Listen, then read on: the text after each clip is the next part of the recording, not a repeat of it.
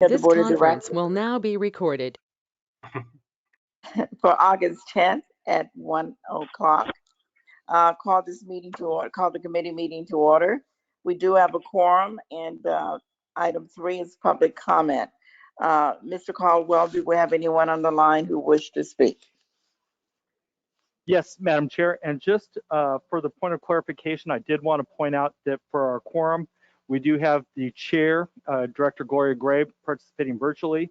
We also have the vice chair, Director Don Deere, participating virtually.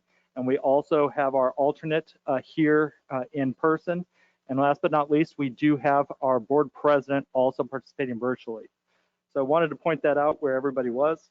As far as public comment, we have not received any written public comment through our system or via email. However, I did want to point out that we do have Director Kathy Green from the Orange County Water District here.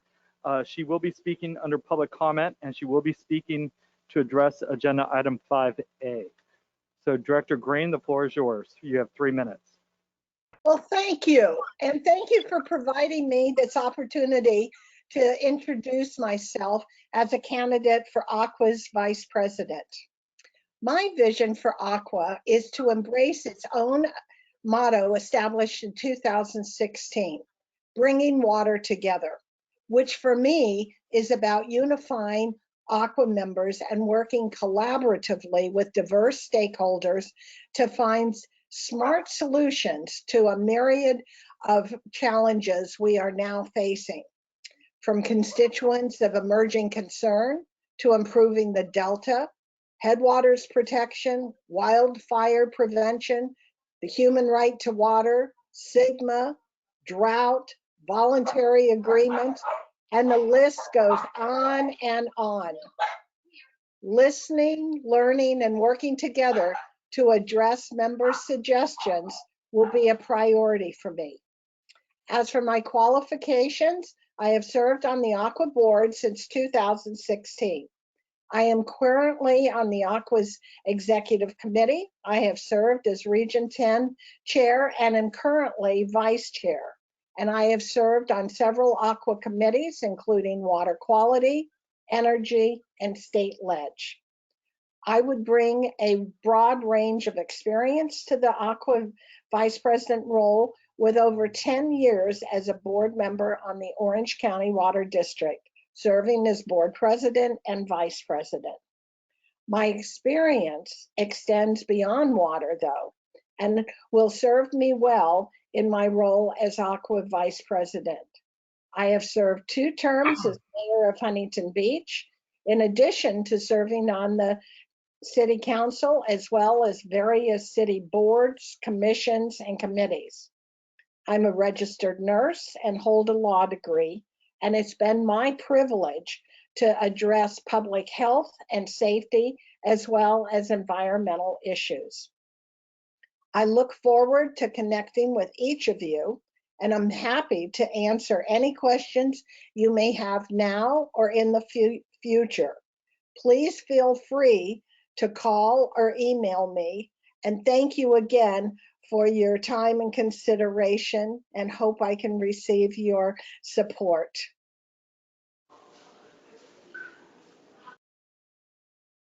Yes, thank you very much, Director Green. Thank you. Madam Chair, that concludes our public comment for this Water Policy and Legislation Committee. All right, thank you, Mr. Caldwell. Thank you, Director Green, for that very informative presentation you made. Thank you very much. We'll go to the next item, which is item 4, presentation. Mr. Caldwell, please. Madam Chair, we do not have any presentations today. All right, item 5, action calendar.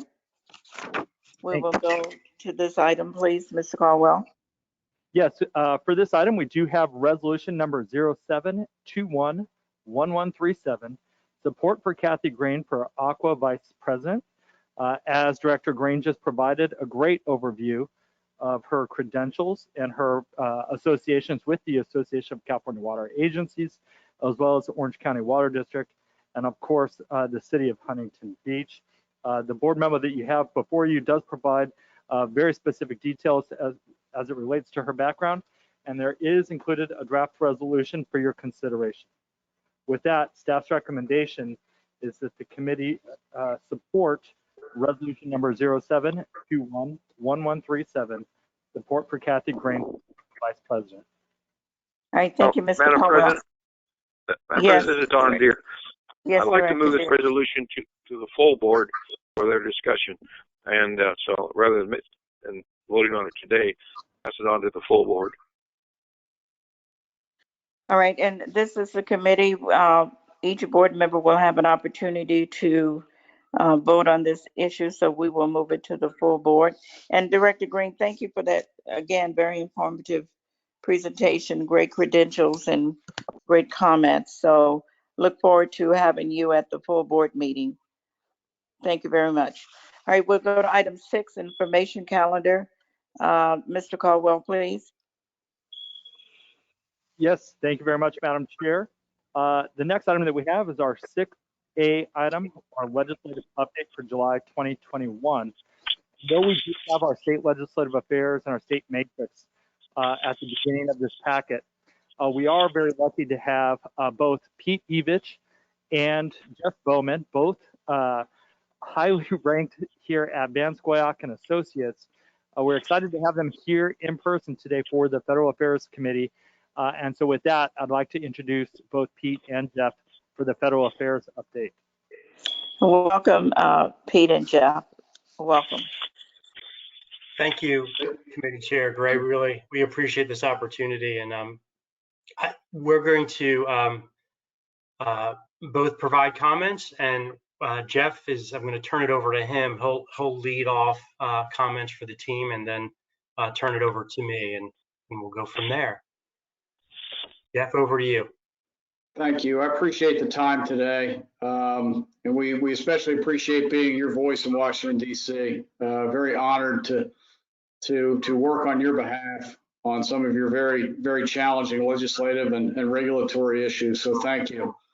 As we moved into 2021, we knew this was going to be a challenging year from a legislative standpoint. Very difficult environment. Currently, right now in the United States House of Representatives, there's a 4-seat swing on any given day, and that means that if everybody shows up, the Democrat majority can lose only up to 3 votes. If they lose more than that, then they lose control of the floor and the legislative process. So the House is operating under very tight majorities right now. The Senate has even less of a margin for error. It's a 50-50 Senate right now, evenly divided between Democrats and Republicans, with Vice President Harris having the ability to cast any tie-breaking votes on legislation. So again, there's little to no margin for error when legislating. The other challenge we have is sort of the public's inability to access their government. The Capitol complex is still largely shut down to the public. While Pete and I have both gone into the buildings, the process is very convoluted, and I think is designed, in part to kind of deter visitors at the moment. While the fencing's been removed from the complex, you still have to be escorted in and out of the buildings. The tunnels are off limits to the public. Access is pretty spotty in the cafeterias. Masks are still highly encouraged. In some cases, in some of the offices, the masks are required. And all of this was the condition prior to the Delta variant. You know, the agencies like the Bureau of Reclamation, the Corps of Engineers, those offices in the Pentagon, other offices in the Department of the Interior, and the other agencies, they are not taking any face-to-face meetings. So for the most part, we're still working virtually in Washington, D.C. Until the situation improves, and I don't have a timetable for when that's going to be, I just don't know that we can recommend to you guys that you make a trek out to DC anytime soon. My fear is that you'll be holding virtual meetings from your hotel rooms in a largely barren downtown Washington, D.C. Many of the businesses, particularly those in the retail sector, have shuttered their doors. In the cases of many, probably for good, since there's just little or no foot traffic in the downtown business districts. But let me talk about 3 sort of good news items that are occurring right now. So today's call, the timing is uncanny.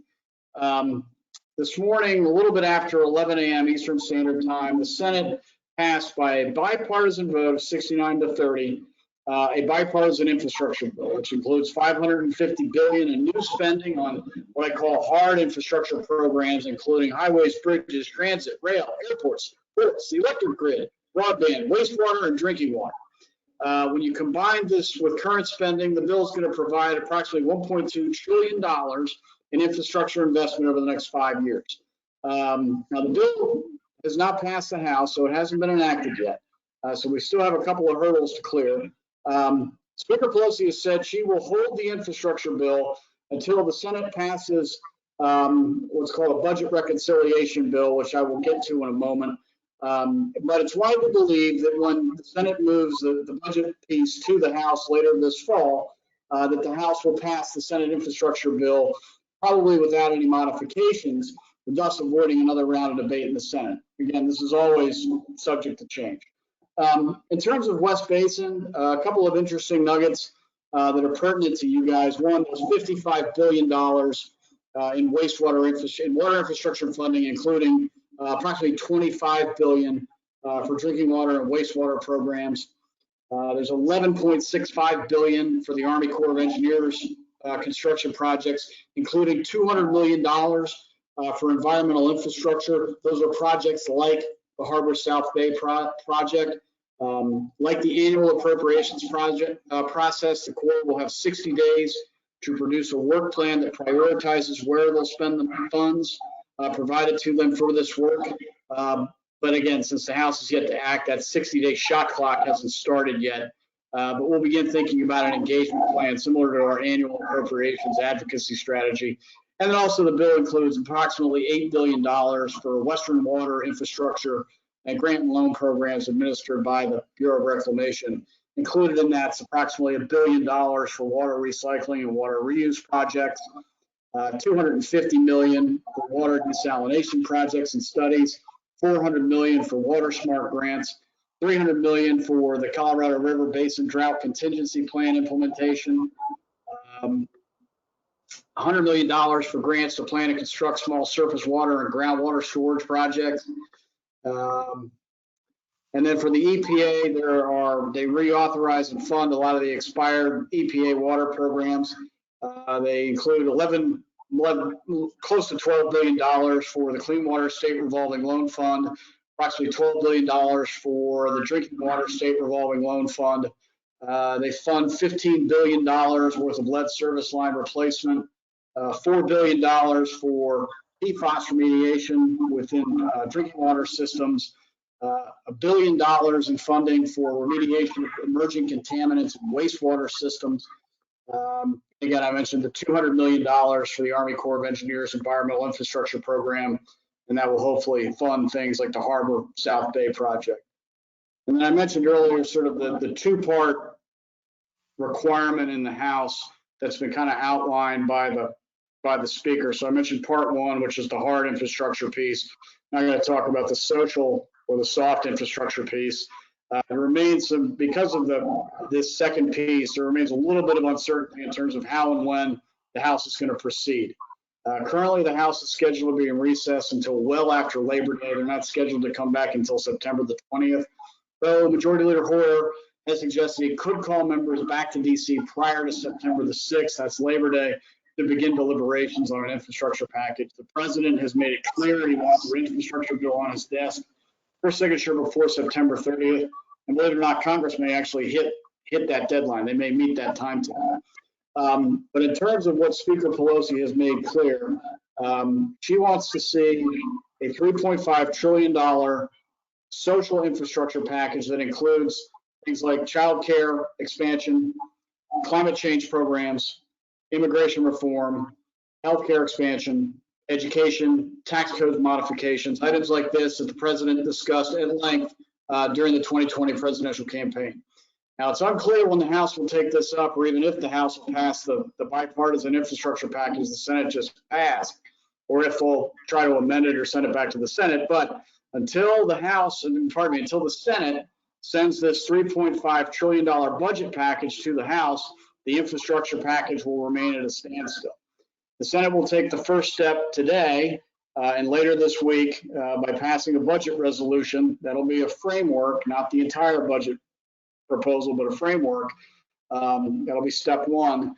Step two, once they pass a complete $3.5 trillion package later this fall, that will then go to the House. Senate Majority Leader Schumer, he expects to secure the votes of all 50 Democrat senators on the resolution this week. The second step, however, is going to be a little more challenging.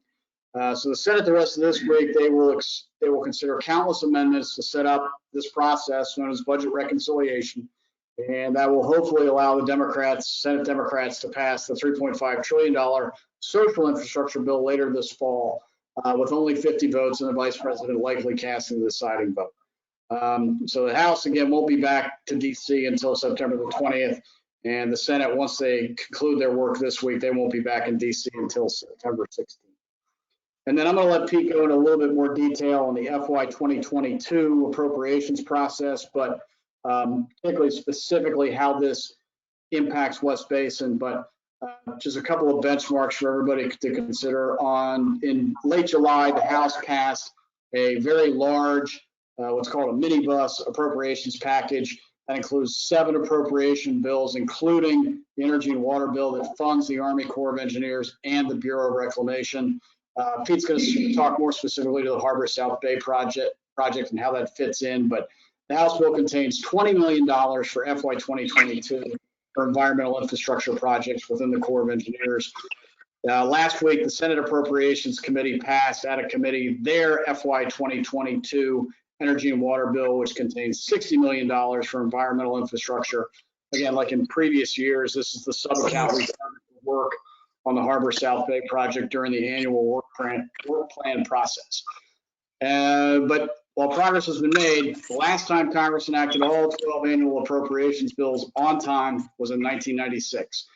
Congress is unlikely to enact any of the FY 2022 appropriations bills before the end of the fiscal year on September the 30th. So there will need to be a continuing resolution, or what we call a CR, to temporarily fund the government into the fall to ensure there is no government shutdown.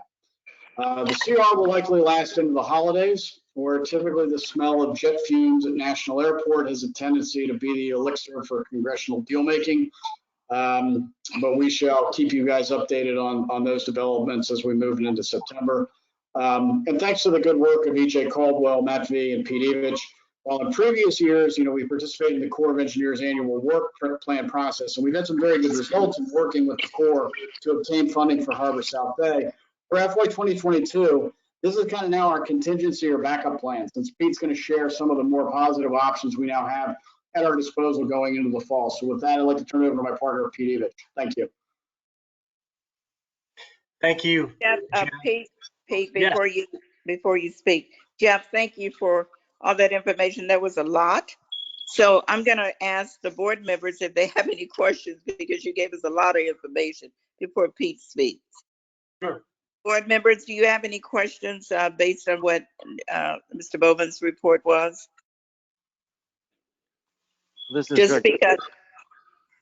The Director Houston. Yeah, sorry, the mask is very difficult. Jeff, I'm laughing at your corny jokes behind my mask. No, I'll hold my questions till the end, but thank you very much. All right. Anyone else? Yeah, I do have a question regarding the infrastructure and the budget bill, because it sounds like, I use the word leverage because it's not a bad word. It's just kind of realistic in politics sometimes. But do you anticipate the framework portion of the budget package to pass this week in the Senate? Is that what you said was happening this week? Thank you, Director Gray. Yeah, so I anticipate the framework itself will pass the Senate this week. I think that the harder hurdle is going to be once they get into sort of the more detailed debate that will take place on that framework in September and October. I think that's where you'll see a lot of the finer points in terms of what types of taxes are going to be contemplated to pay for this investment. The President and the Congress has made it very clear that there won't be any new investment without sort of changes to revenue. and revenue is obviously what gets a lot of folks a little scared on both sides of the aisle. So that's what they're going to work towards. Again, this week is largely procedural. I think that'll clear by the end of the week, and then it's just a question of, you know, kind of how things fall into place in September and October for the bigger 3.5 trillion detailed package. Right, and I know infrastructure is very important to us in water and certainly others. So it's a little bit troubling because it's kind of based on what, you know, what will happen with the budget bill. So, and I know you don't have a crystal ball, but just to say that, I mean, if you have anything else to add, if you have any projections on how you think it may happen when they reconvene in September, or what are some of the key points we should be looking at to see whether or not, you know, that infrastructure package will pass through the House, right? So, any other comments or any thoughts about that? So I always have to be careful because today is the 10th and tomorrow I could be telling a completely different story, but I can't speak for Pete, but I think a lot of us in DC today are very optimistic about the infrastructure package. You know, it was good to see sort of bipartisan comity, COMITY, in the Senate. You know, that's largely what the Senate is supposed to do. They are supposed to be the deal cutting body. And so I think there are those of us that are fairly optimistic and enthusiastic that the House will eventually go along. It's just a question of, you know, if they can't get a deal on the $3.5 trillion social piece, what does that mean for the infrastructure piece? And but I do think there is a tremendous amount of pressure. You mentioned the word leverage. There's an enormous amount of pressure to get an infrastructure package. You guys live this every day. You see the crumbling infrastructure around the nation. And because of all the good work that folks at West Basin have done, sort of illuminating, you know, the need for additional investment in these systems, I think you will get an infrastructure package done regardless of what happens on the social infrastructure piece. But today I feel really good about it. Tomorrow could be a different story. Right. Well, thank you, Jeff. Thank you very much. Pete, are you ready? I am. I'm ready to go. So Right. Thank you. thank you so much. And again, thank you once again, Committee Chair Gray and Board President Williams, and I know Directors Houston and Deere are there, and I'm not sure. I think Director Alvarez is on, but if not, I apologize. But again, echoing Jeff's comments, we do appreciate this ability to present to you today. And so for my remarks, I'm going to highlight some positive developments in our efforts to secure federal funding to advance West Basin's Harbor South Bay water recycling program. After a 10-year hiatus, Congress finally decided to lift its self-imposed ban on earmarks earlier this year to shed the negativity associated with the earmark name. The House and Senate are calling them either community project funding requests, that's a House term, congressionally directed projects, which is a Senate term, and some earmarks are called member designated projects. But most importantly, though, is the fact that they are back. The earmarks are back. And for those of us such as, excuse me, Jeff and myself, who remember the operation of congressional earmarks in the pre-2011 era, there are some different facets with their reentry in 2021. I'm just going to briefly try to run through these new elements associated with the return of earmarks. And the first four fall under the umbrella of limitations. So one, Congress limited how much spending can be devoted to earmarks in the 12 annual appropriations bills to no more than $15 billion, equally divided in each chamber. So $7.5 billion in the House and $7.5 billion in the Senate. Secondly, they limited the number of federal program accounts that could contain earmark projects. Third, eligible earmark recipients would be limited to public entities which is great for us, nonprofits and universities. And then in the House, this was a big one, the Appropriations Committee limited the total number of earmark projects that each House member could submit to 10, with the understanding that they would really receive only a handful of the 10 earmark projects to be ultimately funded in the spending bills. Also new to the earmark process in this go around are these enhanced transparency requirements. So members are required to post on their websites the list of earmark projects they submitted to the committee, and the House and Senate Appropriations Committees are required to post on their websites the list of earmarks that ultimately get included in each of the bills. And then finally, there was an emphasis on having the entity requesting federal funding tangibly demonstrate support within the community or region for their project. The last point I'll say is associated with the rollout of the earmark process this year is to say that it was less than smooth, which is probably putting it kindly. I think, as Jeff likes to say, they were still building the plane while it was flying. And so there were definitely some bumps along the way. And of course, compounding this due to the preceding 10-year moratorium on earmarks for a majority of staffers in Congress, this was their first foray into understanding and implementing an earmark system. It was a daunting and for most member offices, a task where they've never had to fully understand an earmark system. They had to put in place a system for soliciting in-district and in-state projects. The other element was it came at when it was announced, there was a very short amount of time to put it all together to be done in time for the FY22 bills, and then they had to evaluate all the project requests that came into their offices. And then once they evaluated them, they had to determine which projects they would select to advance to the Appropriations Committee and how much funding they would request for each project. So it was a little difficult for all parties involved. But with that backdrop, I want to next talk about our work with the West Basin team to take advantage of this new opportunity in the hopes of securing federal earmark funding for one or more of the district's water recycling project initiatives.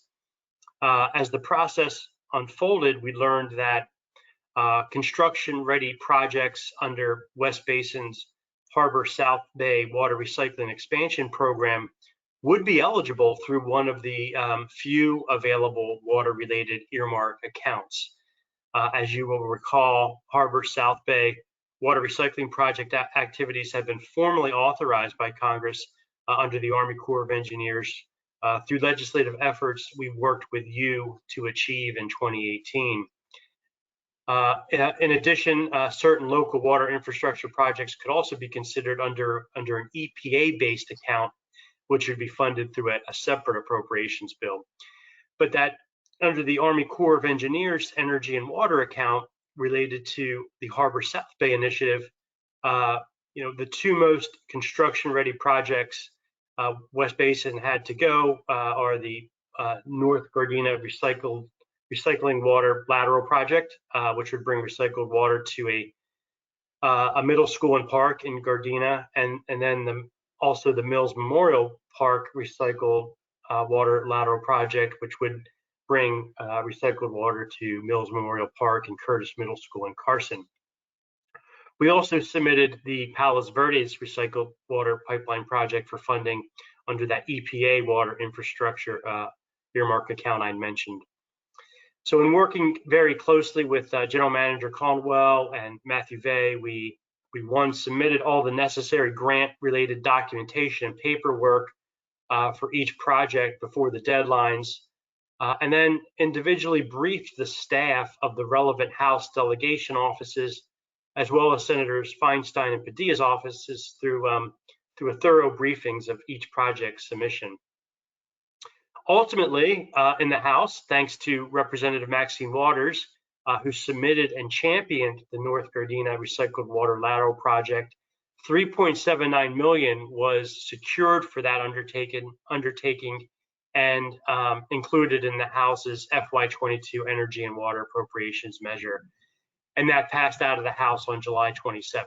Jeff alluded to that bill a little bit in his talk. And then in the Senate, thanks to both Senators Feinstein and Padilla, another $3.79 million was included for the Mills Memorial Park Recycled Water Lateral in the Senate's FY22 Energy and Water Bill, which passed out of committee on August 4th.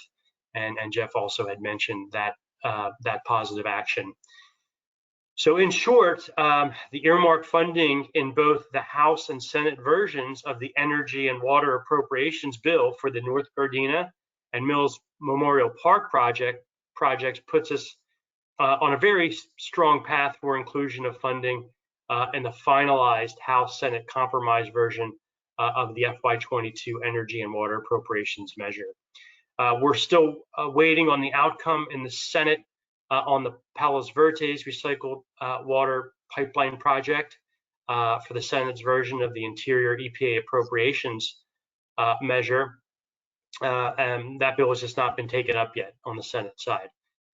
However, we're aware that the project was included as part of Senator Padilla's earmark project submissions through that particular spending bill.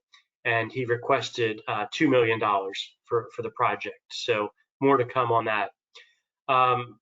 With the positive development with North Gardena and Mills Memorial, we're immediately in touch with Representative Waters and Senators Padilla and Feinstein offices to thank them for the inclusion of the funding in the respective bills, and formal thank you letters from Board President Williams have been delivered to each office.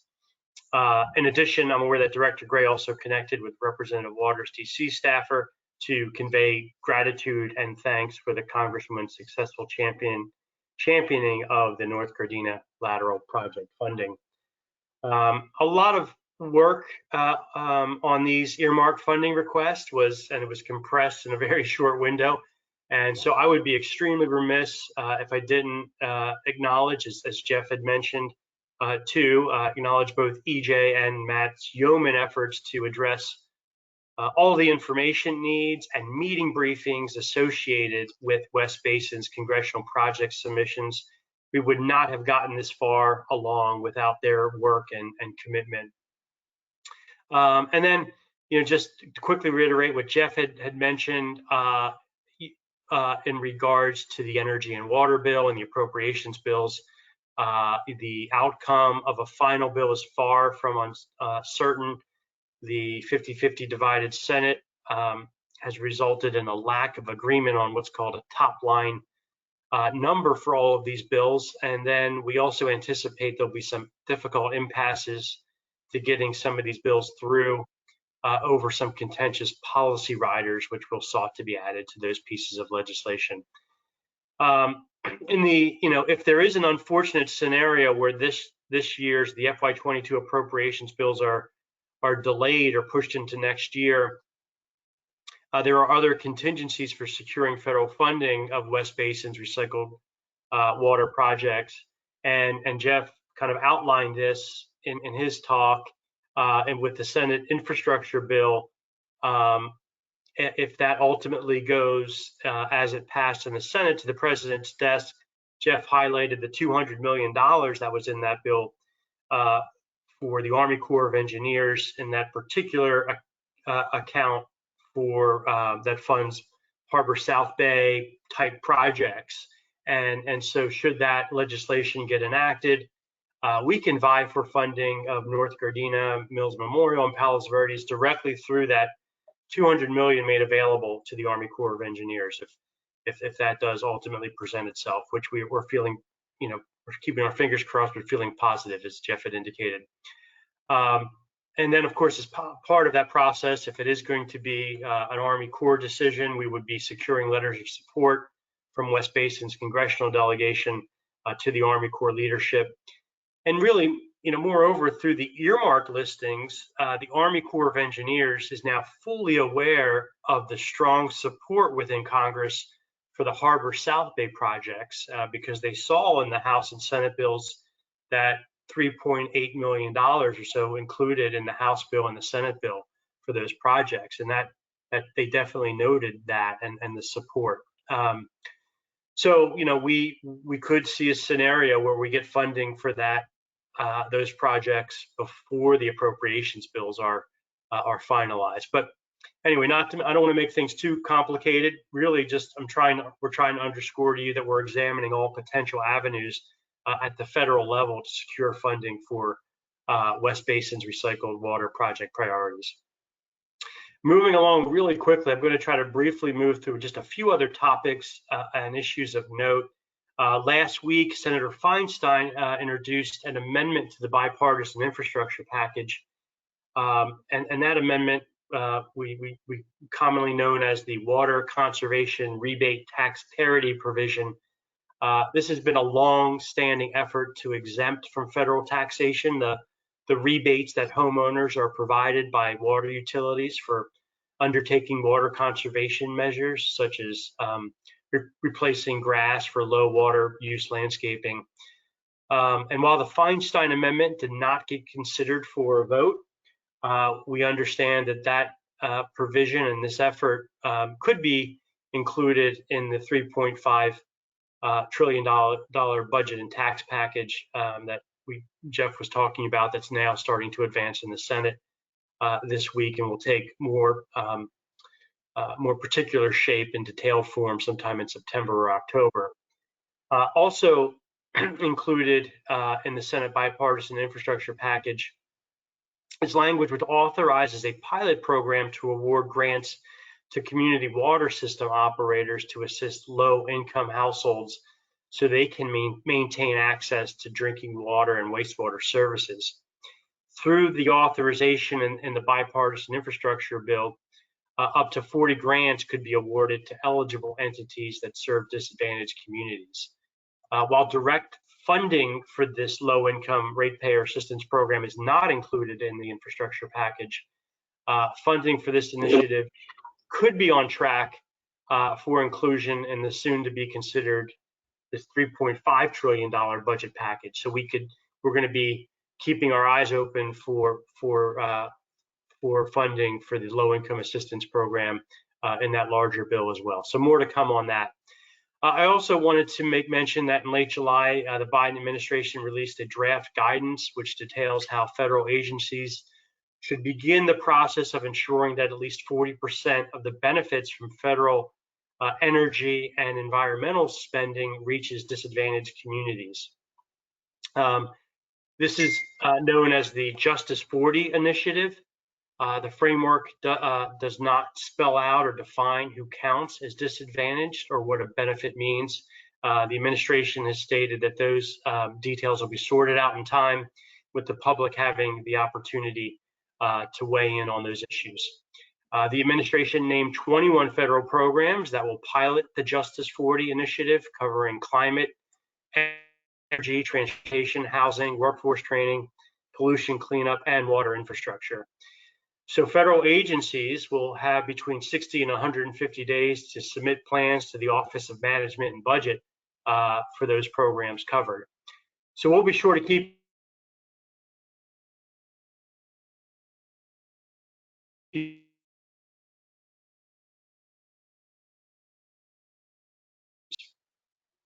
just one last point I'll make is that a Senate hearing on Biden's nominee to be the next Bureau of Reclamation Commissioner is tentatively scheduled for September.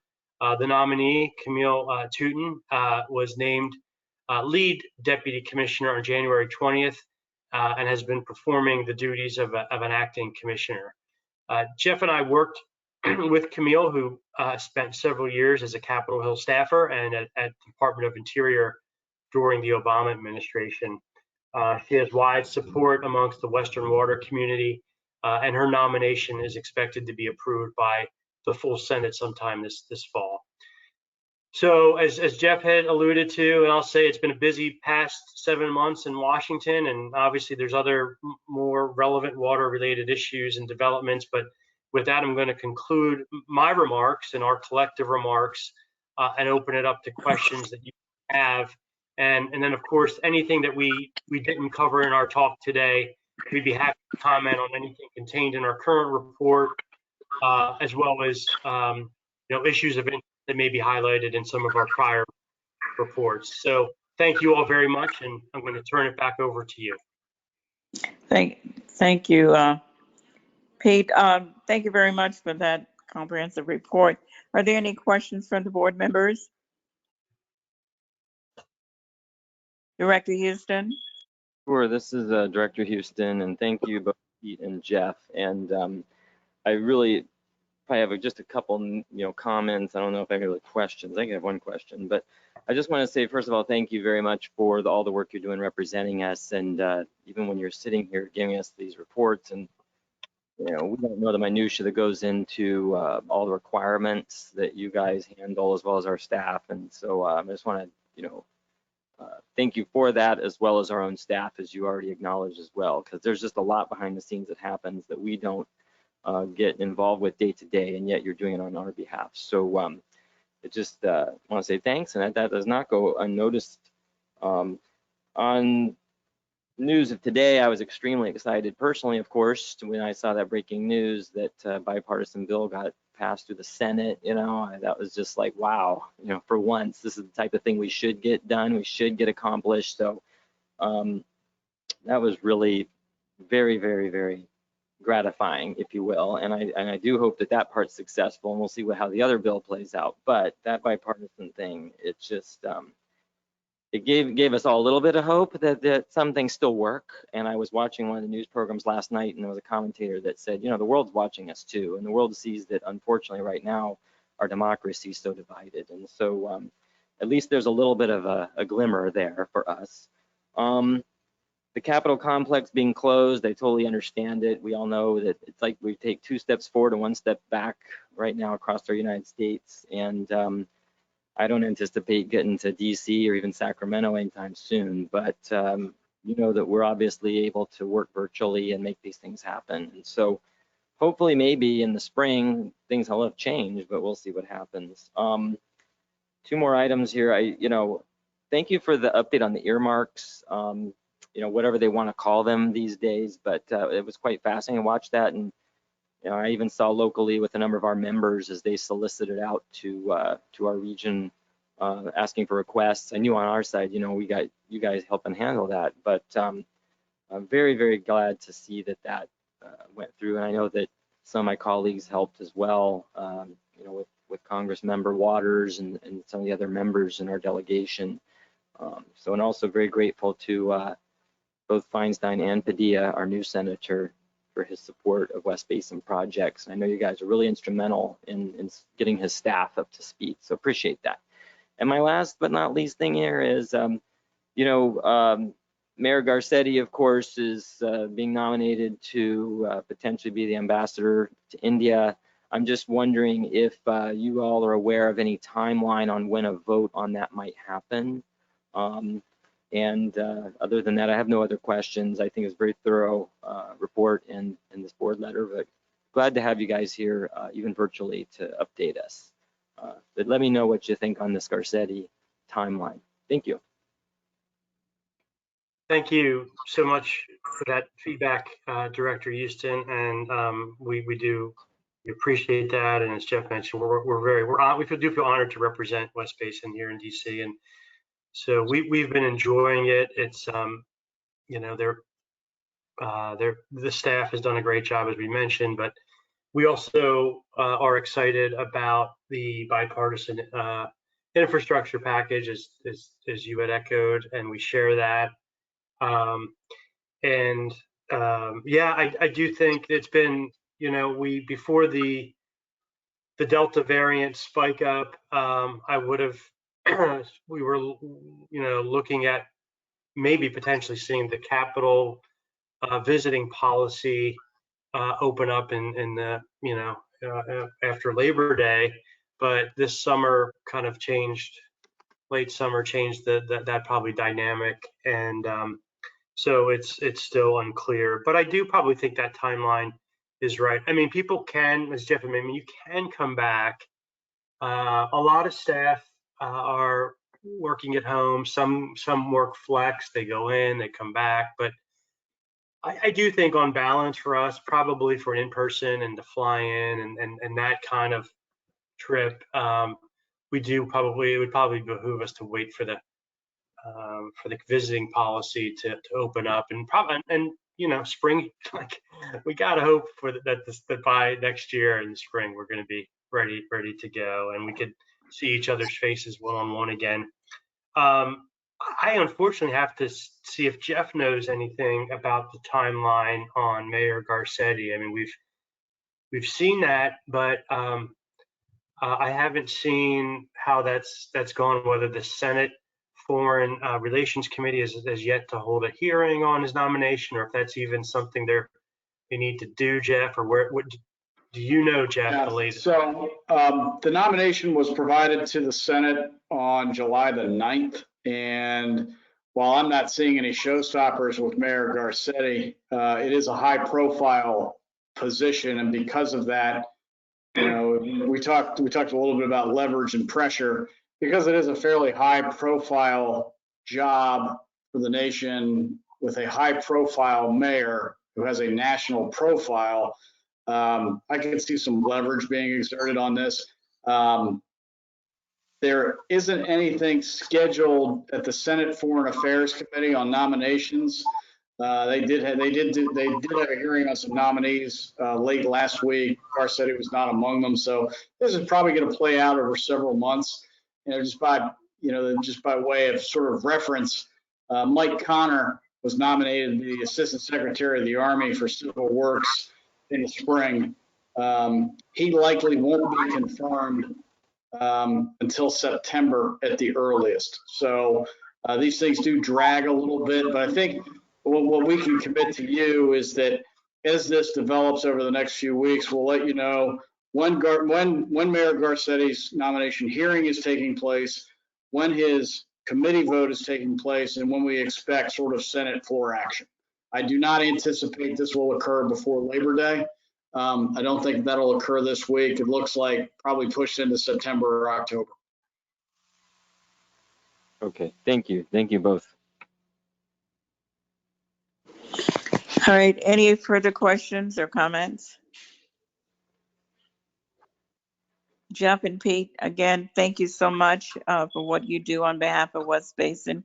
Both of you do an outstanding job, and thank you to West Basin staff for the work that they do.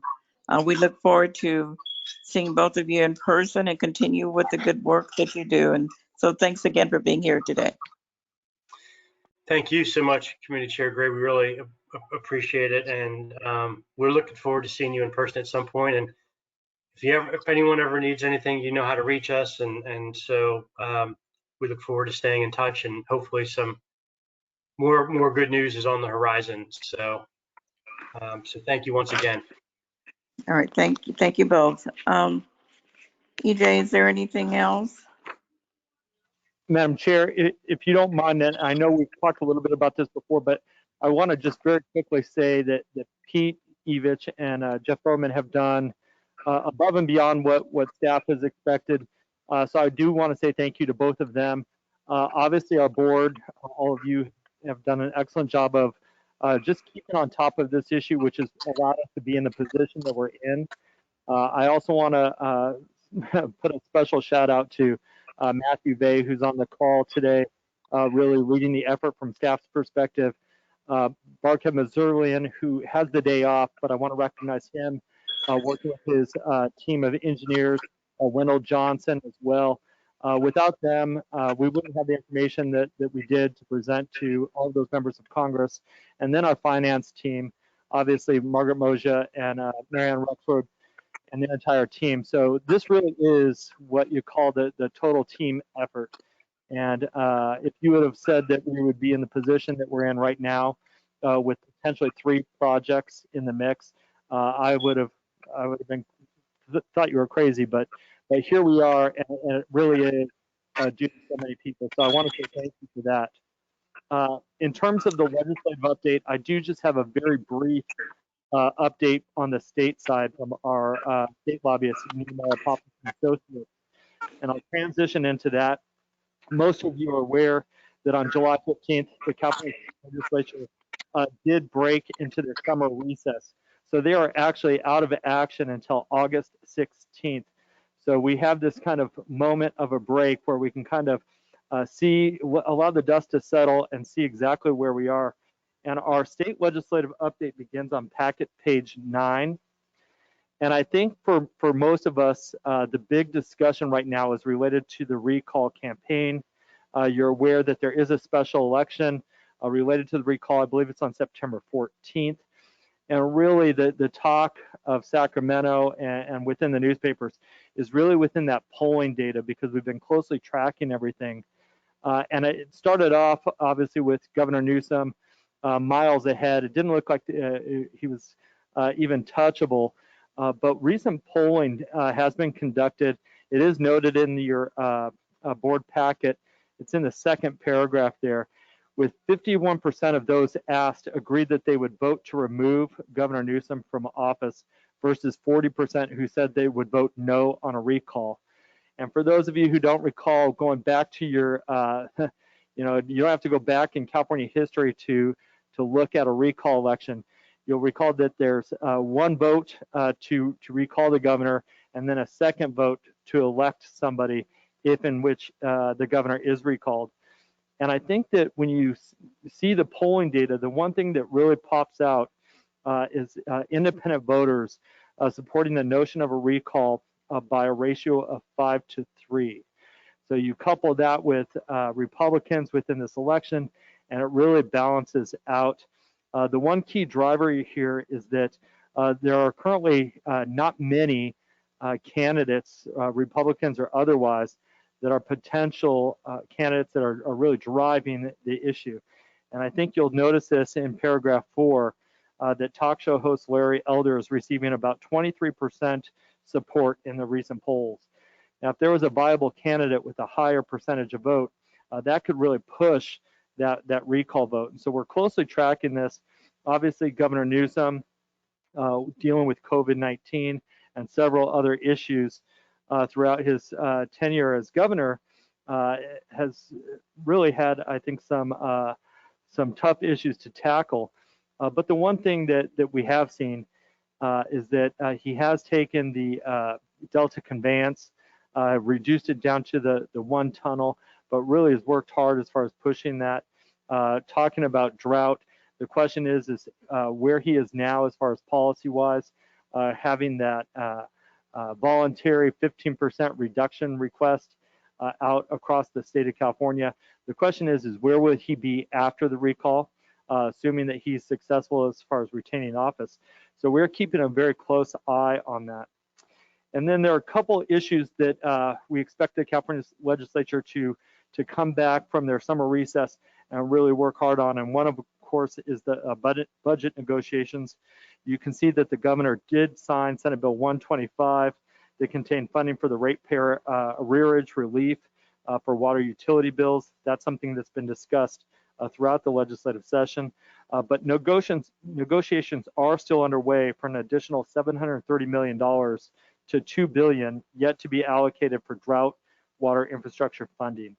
And West Basin staff has been working with NPA as well as a handful of other stakeholders, including the Association of California Water Agencies and Water Reuse California, to really push for the need for funding for water recycling and, of course, brackish water cleanup. So there's this concept out there that we would maximize funding for that. So we're going to continue to track that. And the other legislative item I think worth mentioning today is Senate Bill 222 by Senator Dodd. This is, of course, related to water affordability and assistance program. The bill continues to stay alive. It did pass out of Assembly Utilities and Energy by a vote of 12-0, and they continue to discuss the item despite the fact that there is currently no funding source for this bill. And I think that when you talk about moving through the legislature, that is providing a little bit of resistance, because the question is how would you go about paying for this? And I point this out because the Association of California Water Agencies and their state legislative committee has requested a kind of an emergency meeting on Monday to discuss this item. So members of the state legislative committee, I'm one of those members, we'll be reconvening on Monday to kind of discuss this legislation and the future of the bill in the last month of the legislative session. So with that, Madam Chair, I wanted to make our way through that because I do see that we only have about 5 more minutes, although we can go over, and we do have our Metropolitan Water District update as our next item. So I am available for any questions. Otherwise, we can move to the next step. Are there any questions? All right, Director Houston. And I'll just go fast because I know we're limited. One is thank you for the update on the recall. And as a matter of fact, I think people are already getting their ballots, which is just amazing to me. They're already coming out. It's going to be really fast till mid-September. And the second thing is, EJ, I would like you to definitely keep us posted on that Dodd bill, whatever transpires come Monday.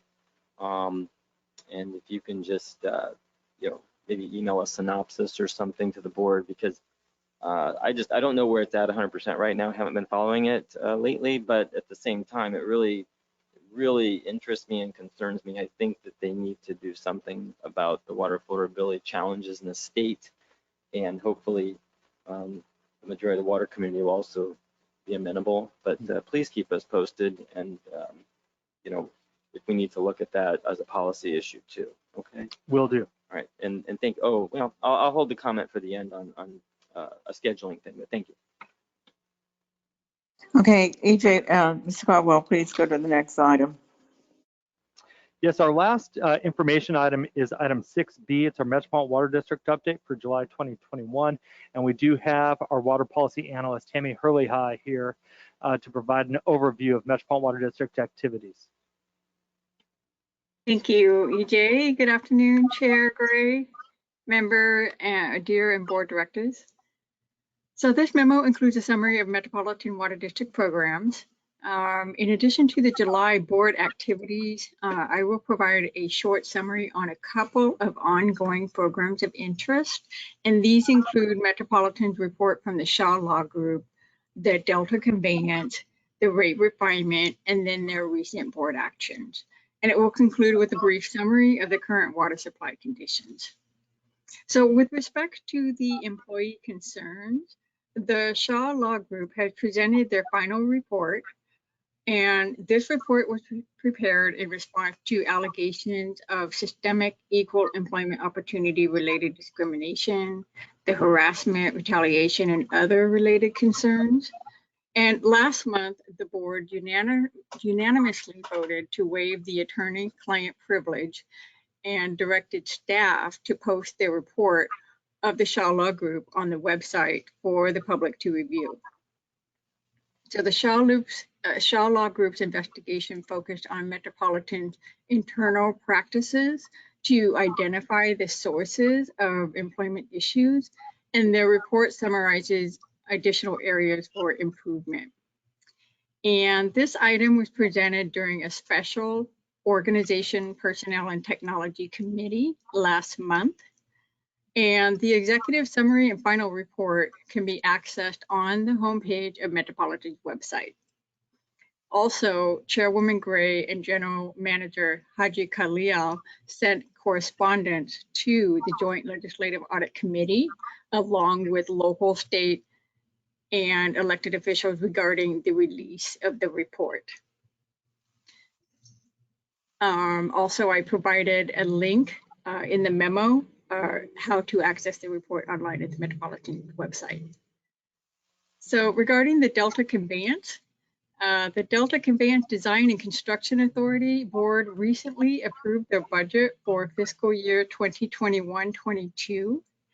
And this year, activities will largely be focused on preparation of the document for CEQA and several other technical studies related to the final design of new facilities in modernizing the State Water Project. Also, the Department of Water Resources conducted a survey late last year in order to gather information on how underserved communities rely on these water sources in that area. So a copy of that report is online, and also a link is provided in this report if you'd like to gain access to that report. And then finally, DWR will have 2 more upcoming webinars. And these webinars, again, are intended to keep the public informed about progress related to the preparation of the draft environmental impact report. And the webinar information and link are also included in this report. So moving on to the rate refinement process. Regarding discussion on the demand management cost recovery, we anticipate that Metropolitan staff will be bringing this item to the Finance Committee in the coming months. And staff is currently preparing a comprehensive overview of the rate refinement process that has been occurring during the recent months in an effort to provide information and input from the member agencies. And they will be bringing this information to gather feedback from the Finance Committee members. So also included in this report is a graphic that shows a draft that will be recommended for the guiding principles. So this is an update to the information that I shared with you a couple of months ago in June. And this edited language, it's under item number 8. It was recommended by the general manager and will be provided to their Finance Committee for review and discussion as well. However, it will not be brought to the committee this month. This item has been deferred. So before I move on to the next topics, are there any questions?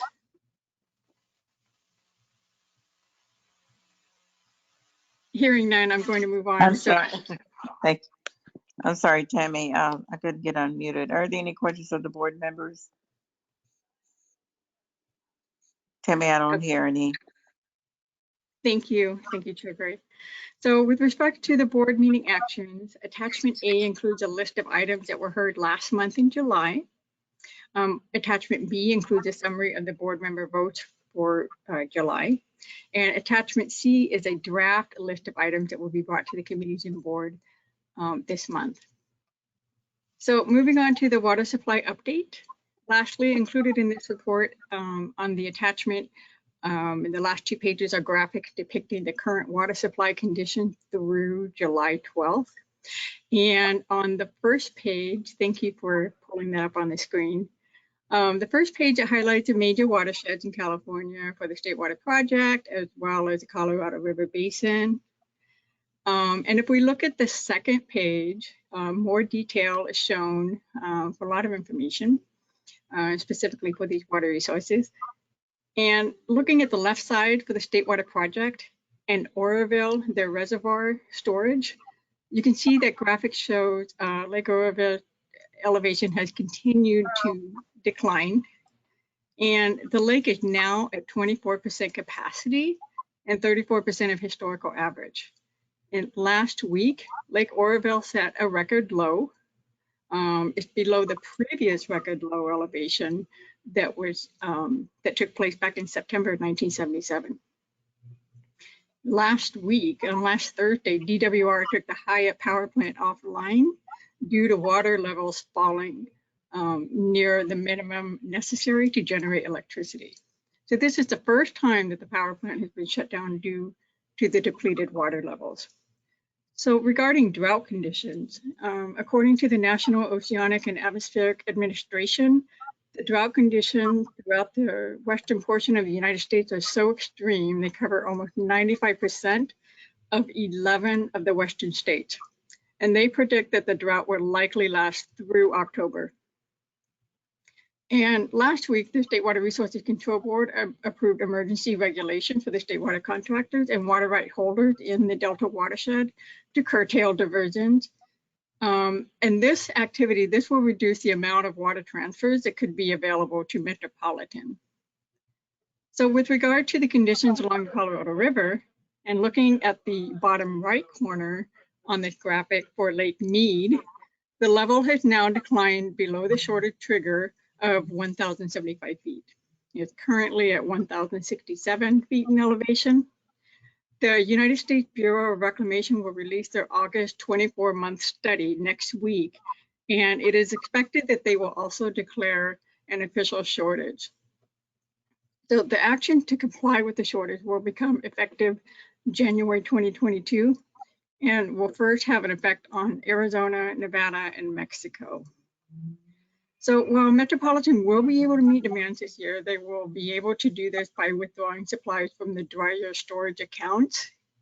And in an effort to limit the amount needed from the storage accounts and to support the governor's call to reduce water demand by 15%, Metropolitan staff has shared with member agencies that they plan to bring information to their board to recommend moving into the next level under a water supply alert.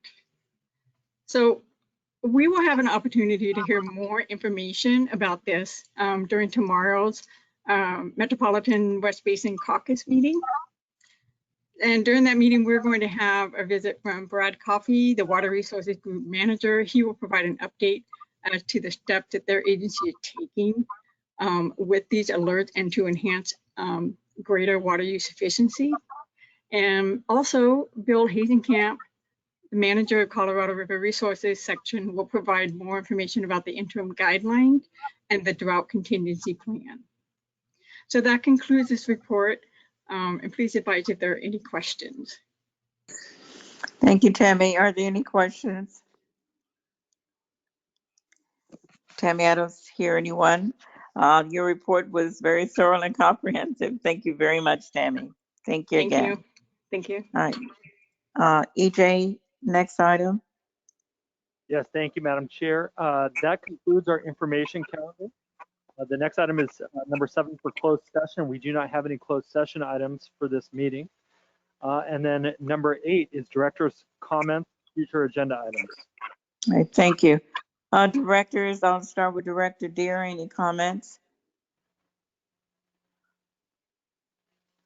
Director Deere, any comments? All right, Director Houston, any comments? Yes, just really quickly, I want to ask if EJ, if you'll look at a future meeting, having Nina Pappas present to us in person. I think it was really helpful having VSA here today. So one of our upcoming ones, I would just put that request in, number 1.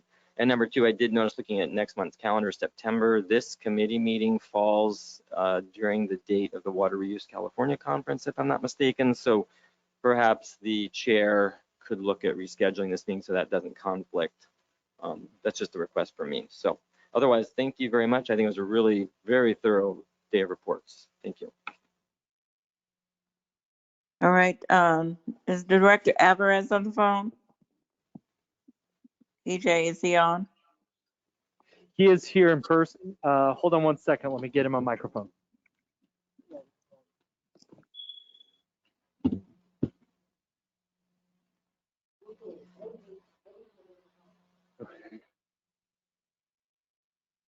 Any comments, Director Alvarez?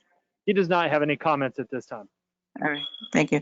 I'll go back to Director Deere. Did you have any comments? Okay. All right, Director Williams? No, thank you. Thank you. Again, my comments, again, I want to thank staff for all the reports this morning. Thank you for the team along with VSA, with Jeff and Pete. I know I always talk about extraordinary times because we all know that we are in extraordinary times. And so to have the kind of success we've had, certainly with the lobbyists, with our attempt to fund our programs, it's been successful. So thank you very much to Pete and Jeff and to all the folks that EJ mentioned, Matthew, Barkev, Wendell, and Margaret. I hope I don't forget anyone, EJ, all of you guys, but thank you very much. It was a very successful effort on behalf of the whole team. So thank you. And so those are my comments, and thank you everybody for being online. Thank you, Kathy, for your comments this morning and the public for being on the line today. So with that, we are adjourned. Thank you very much. Bye-bye. Thank you, Madam Chair. And please remember